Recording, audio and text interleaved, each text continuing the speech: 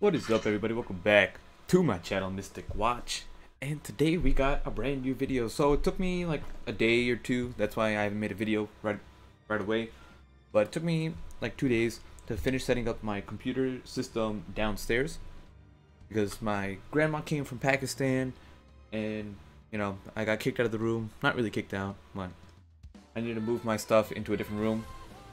And because of that, I was delayed a little bit.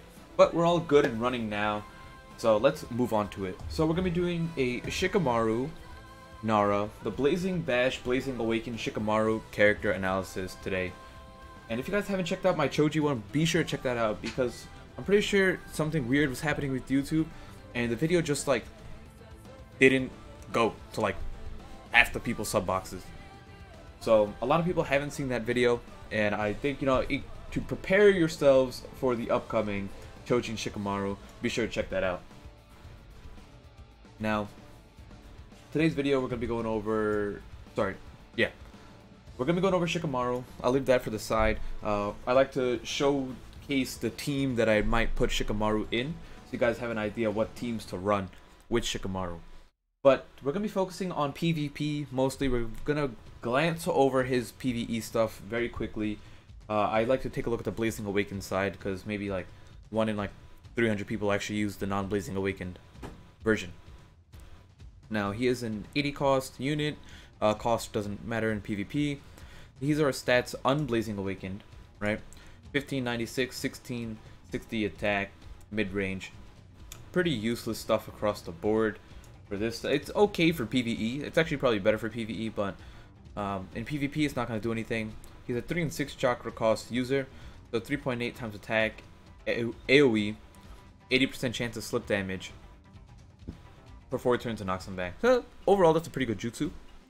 And his PvP stats aren't here for Unblazing Awakened, because since he's 80% chance of slip damage and he's 3 chakra user, you can actually pair him up with the Utakata. But Unblazing Awakened, he probably isn't that good anyways. So ultimate is 6 chakra, 10 times attack to a single target, 80% chance to immobilize for 4 turns and removes their perfect dodge. It's not doing that much damage. It's only doing 16k damage single target for 6 chakra, which just isn't much, right? I wouldn't really use him on Blazing Awaken. He does have pretty decent buffs, like dupe abilities, restore 500 HP a turn, so that's not that bad. Gives skill another, passive healer. In terms of passive healers, I don't even know who they have. But they definitely have, all I know is that they have the Tsunade who heals from their buddy skill. That was like, a bundle Tsunade. Man, I wonder who they have. Either way, that's for a different topic. I'm pretty sure I'm forgetting someone. Now, if we go down here, we got Shikamaru's Blazing Awaken. Now, this is the part that we care about. We're going to be taking a look at his PvP, jutsu, stats, and everything.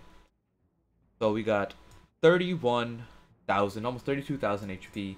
3,000 attack and 291 speed, meaning that he is 1 speed faster than Itachi. I'm pretty sure. I think Itachi's 290 speed, or is it 280 speed? I'm actually not sure, but he is faster than Itachi. I know that much. And then you got 3 and 6 chakra, but here is the nice part, because he pretty much counters Itachi. And the reason for that is his first jutsu, 5.7 times attack, single target, 50% chance of attack reduction for 6 turns, and or immobilization for 1 turn. So the way you would want to use Shikamaru is that you'll have him like either in your, most likely you'd want him in your second slot, like second row, but in the top. And the reason for that is that if he gets chakra sealed, it doesn't matter, because it's not a jutsu seal, right? He's getting chakra sealed, and he begins the game with 3 chakra. So you won't be losing any chakra. Usually what happens is if you have a 4 chakra user, and Itachi chakra seals them, then the game only begins them with 3 chakra, right? So then when they gain 1 chakra, that's when they go to 4. But they never end up gaining that chakra because they're chakra sealed. So Shikamaru, even if he gets chakra sealed, can still pull off his jutsu, which is what makes him pretty good. Now, the thing is, like, when it comes to these like field and buddy skills, they don't work on himself, so it's not like it matters that much, right? And his range is still mid. This is kind of nice for Itachi's running around, right? Being chance of reduces chance of being chakra seal by 30%. So if he's nearby someone, the chances that either Hinata can chakra seal or now this Itachi can chakra seal are significantly lower. So his jutsu has a 50% chance single target, which isn't that high, but with his dupe abilities, he can bump that up to 70% chance to to immobilize. And worst case scenario, he'll probably like attack, reduce them. So like that's not that bad. Now he's got a 30% chance to reset, which is pretty solid. If he can pull that off, get a reset, he's gonna be doing some stuff. And his attack boost by 250. So if we were to take a look at how much damage he actually does, here's what we got. What is numbers? You got 2,984, toss in 100 for pills, and then you toss in 250 for the dupe ability, right? Just to see what he does with the dupes. Now if he was attacking an Itachi, so he'd be type effective, right? So we go 5.7 for the multiplier. He's doing 19k damage base, right? This is to anyone. Now, if he was doing it specifically to a body unit, he'd be doing 1.5 times more than that, and he'd be doing almost 30,000 damage. Now, this doesn't kill Itachi, right? But it definitely almost does, right? Like, it'll do like 80% of his damage. So paired up with one other jutsu, like an AoE jutsu, and you just like clip Itachi with it, you're gonna finish him off. So the reason why, and let's go over his ultimate jutsu, because for a 6 chakra jutsu, you might be pulling it off pretty often. So it's going to be 10 times attack to one enemy, 70% chance of mobilization for 2 seconds, and removes their perfect dodge. Now, if it's 70% chance, that means it can be bumped up to 90 with the dupe abilities. So, it's just pretty consistent immobilization right there. So 10 times attack, we got, what was it, 3084 plus 250 times 10 times 1.5. So yeah, he's doing 50k damage, he's one-shotting Itachi, no problem. But the thing that I don't like about the ultimate jutsu is that it's actually not enough damage. The reason why I'm saying that is because now with more and more Blazing Bash units coming over, the threshold of HP is significantly higher. Before, if you had like over 25,000 HP, you had a good amount of HP. Now it's like if you don't break 30k HP, it's not enough. So, and then there's units that just easily go to 40k HP. You got your Madoras running around, you have your Hinatas running around, you have your Hashiramas running around.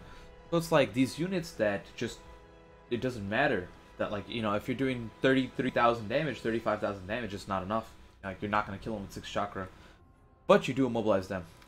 So, the way I look at it is that I actually would prefer to not use his ultimate jutsu and just consistently use his 3 chakra jutsu. And the reason for that is the ultimate jutsu, you're putting a lot into the damage to kill them, and half the time you're not going to kill them. And then, you're immobilizing them for 2 seconds, but it's like, you could just as easily immobilize them with your normal jutsu. So I feel like it's like a waste of 3 chakra. Right? You can get the same effect. Like if you're going for the immobilization, you might as well just take the gamble with 20% less and see if you can pull it off with the normal jutsu. Because if you use your normal jutsu to immobilize them, you're going to be immobilizing multiple people in a game. Right? You're going to be using this jutsu a couple times unless they kill your, Shikamaru. And the only way that's happening is if you get Hashirama Jutsu plus another Jutsu, because Hashirama Jutsu alone does not kill you. So my response to that is stick some damage reduction underneath, and you should not have an issue that much, right? So let's take a look at what kind of team I'd put him on. So we got team setup, team setup, team setup. So if you select all, do that. Okay. So, who has a buddy? I don't want to stack 2 double skill in a row, but I might have to. Let's see. We'll go 1, 2. 1. What am I missing? You need the Madoras in there for sure.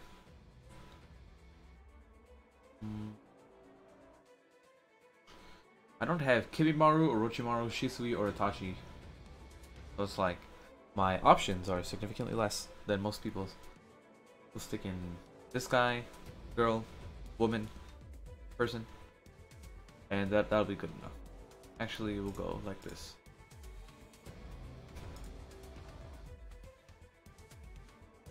Who am I looking for? Looking for Madara, because he's broken. And I'm just looking for a Shikamaru to stick on here just for visual purposes. Just to show you guys. Shikamaru. There we go. Alright. So, here we have it. Now, the team that I would run would be something like this. Now, you know, you have your speed leads over here, here. So, you know, they're gonna be threats as well. So people might not always go for your Shikamaru. Now this Zabuza can just as easily be an Itachi. I just have him here because I don't own Itachi. And then I would have Madara here for damage reduction buddy skill, and then Shikamaru up top, right? And then with Shikamaru, he's gonna be at 321 speed if you, you know, if you pilled him out all the way. So he's gonna be fast. He's gonna be in, you know, 50k, sorry, 32k HP. So he's not gonna die that easily. And yeah, that's like the team that I would run most likely with them. I might swap out someone for a Choji here either. Also, if you know, just like if you wanted to run Choji, I would just toss in a Choji anywhere. Like you could toss in Choji over here for the Madara, and then or you can just like swap them so Madara can be front row and then Choji on the bottom. And then yeah, these are usually like teams are very standard in PvP. So it's like Gaara first is usually common with Itachi. So that's always like a generic, like if you don't know what to put, you can always run those two together. So I think I feel comfortable running Shikamaru in the middle row first slot, only because, you know, if you run him in the third row, he might die because they're gonna get a chance to use two jutsus right away, and you know potentially hit your. Assuming that their second row is faster, they might be able to kill your Shikamaru, right? But they definitely will kill your Shikamaru if he's in the third row. So I think second row is good enough, right? If they waste two jutsus on Shikamaru, I think he did his job as well. Or you can always swap him out, right? And you could put him in the third row, but then you definitely need damage reduction here. And then you can potentially go for his ultimate jutsu. But like I said, it doesn't do enough damage where it can consistently kill multiple people in the game. Like, just for my team alone, he wouldn't be able to kill the Hinata or the Madara. And if, like, there's other people with damage reduction, he couldn't kill them either. And that's going to be it for this video. If you guys like this nice Blazing Bash analysis, let me know what you think. Now you guys have an idea of how good the Shikamaru is. Whether to summon for him or not is up to you. I'm going to make a separate video on that because it's also banner related. But if you guys enjoyed this, make sure to drop that like button. We are less than 200 subs from 20k. Make sure you subscribe. And I'll see you all next time. Peace out.